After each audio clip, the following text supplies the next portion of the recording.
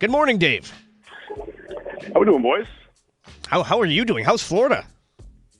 It's warm. Let's put it that way. Well, 30. It's at 38 degrees yesterday. Probably another 38 today. Cold right now. I'm inside the Iceplex. Panthers are skating. They got the pregame. They had an optional. Pretty much the entire team is out there. So they're zeroing in on this one tonight. You know, I try to be mindful of recency bias, but I can't remember the last time a Stanley Cup final got off to such a great start as far as entertainment value. Yeah. Oh, it's been back and forth. It's so tight. Everything every team is exploiting every aspect of their game, physically, defensively, offensively. Some battles have been won a little bit more so, kind of leaning towards like the neutral zone. Florida's done a really good job in clogging that up and owning it. But I mean, outside of that, this has been tremendous back and forth action, and I mean, I don't see a scenario where it's going to let up anytime soon for either side. So help me with something, because as is the case with almost every playoff series, officiating is always questioned. How is it that the goal in Game 1 with Sam Bennett, accidentally falling on purpose on Stuart Skinner, how is that a goal? But then in the next game, he gets called for goaltender interference. I don't get the consistency there. There is none. Okay. So, yeah, it's. I don't get it either. A lot of people don't. It's something that it just changes situationally on a case by case basis. That first one you can argue, yeah, there was a bit of contact that forced him down, and just this, that, and the other. And then the next one, it seemed like it was the same scenario, and it went the other way. Honestly, I don't have a good answer for you, because we're all kind of in the same boat trying to properly figure out how to define it, and there's nothing clear cut. How about the play of Bennett in these playoffs and what it means for free agency? And actually, I was talking about this a little bit at the beginning of the show. Clearly, Reinhart and Tkachuk are injured, and Barkov has yet to really insert himself in the series, and Bobrovsky's kind of been average, and those are your top guys with the Florida Panthers. But in these playoffs, it's been all about the two pending unrestricted free agents, Sam Bennett and Brad Marchand.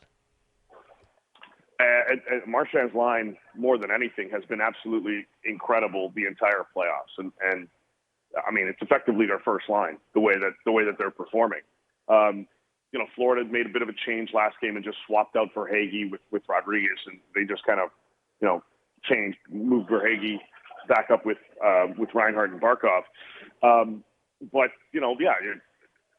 Reinhart's battling something. Tkachuk is certainly battling something pretty serious. Reinhart's on the ice right now, by the way. Tkachuk is not. But again, optional skates. So nobody read into that.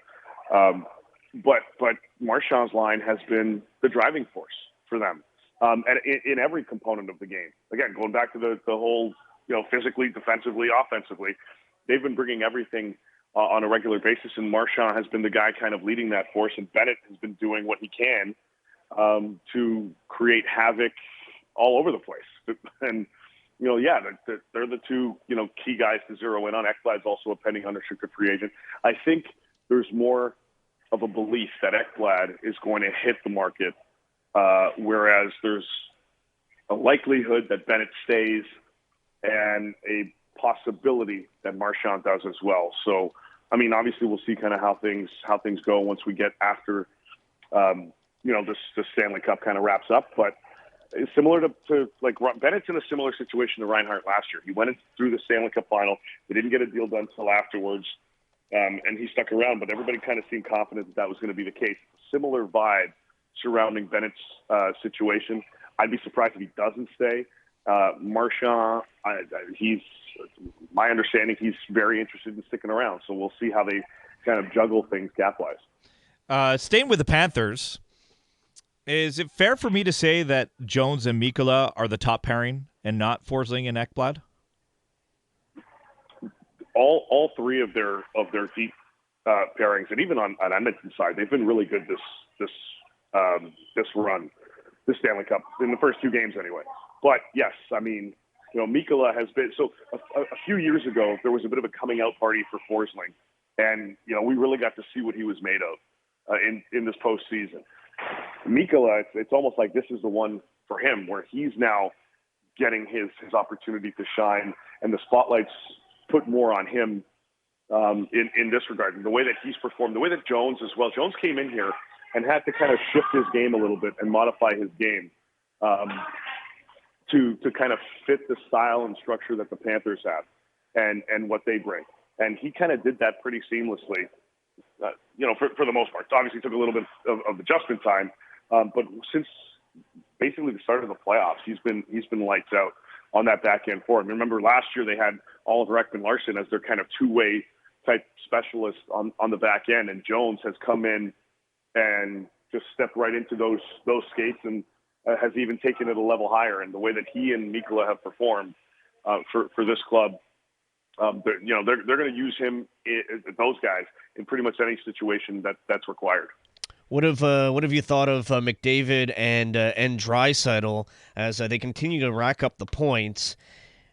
Dave, like Draisaitl and McDavid might be two of the greatest postseason performers we've ever seen. It's phenomenal. That goal that Draisaitl scored off of that unbelievable play by McDavid.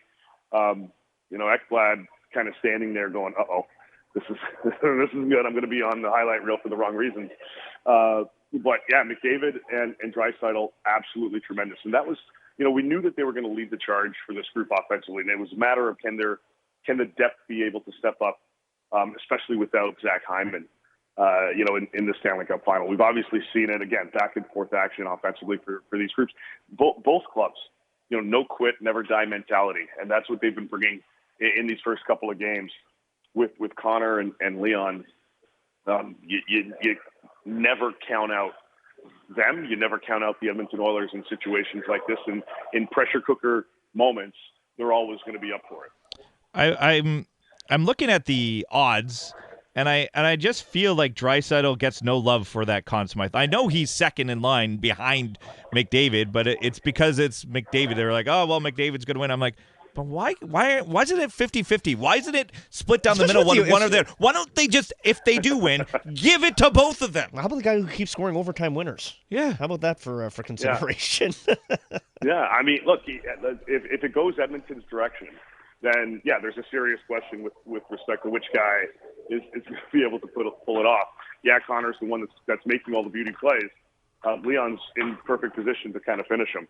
I'm with you guys. I think, yeah, he definitely needs a little bit more credit in terms of, the overall media focus.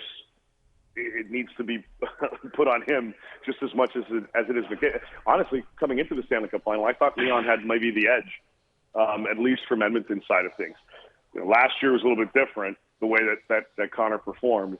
And even though, they lost, he still, definitely without question earned the Conn Smythe. In this case, if it goes Edmonton's direction, yeah, you've got a case to make between Connor and Leon. If it goes Florida's direction, boys, I think Sam Bennett's, if he keeps this up, has pretty much racked that trophy up.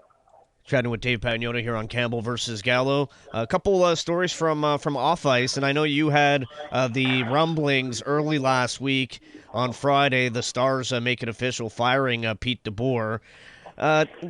David, as far as that whole story is concerned, I find it kind of odd how Pete DeBoer just hates goalies. Like, he has a track record of this now with just, throwing goalies under the bus, going back to Marc-Andre Fleury and Robin Lehner. Now it's Jake Ottinger, the most recent. And this was his downfall, was throwing the goalie under the bus. It was a big part of it. Yeah, I mean, it goes back even further. I've had players, shoot me messages, current and former, that go, "Hey, he's been on goalies way back when I played," and yeah, for whatever reason, that's kind of his MO for some reason. I'm not sure why. Nobody really knows why. But in his case with Dallas, it was more than that. That was, I think, the tip of the iceberg. That was like the straw that broke the camel's back.